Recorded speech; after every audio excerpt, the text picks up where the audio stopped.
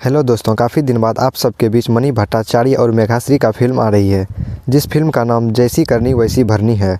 आपको इस फिल्म के बारे में सभी जानकारी देंगे कि फिल्म के ट्रेलर को कब रिलीज़ किया जाएगा और फिल्म को कब तक में रिलीज़ किया जाएगा। तो दोस्तों, अगर आप भोजपुरी से जुड़ी खबर सबसे पहले पाना चाहते हैं तो हमारे चैनल को सब्सक्राइब कर लीजिए।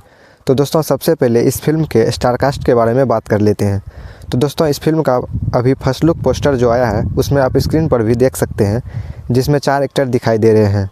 उसमें से आपको 2 फीमेल एक्ट्रेस दिखाई देंगी, जिसका नाम मनी भट्टाचार्य और मेघाश्री हैं।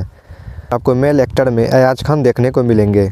फिल्म की कहानी पारिवारिक होने वाली है। पोस्टर के अनुसार फिल्म में लव स्टोरी भी आप लोग को देखने के लिए मिल सकती है। वहीं इस फिल्म के ट्रेलर रिलीज डेट के बारे में बात करें तो इसका कोई ऑफिशियली अपडेट नहीं दिया गया है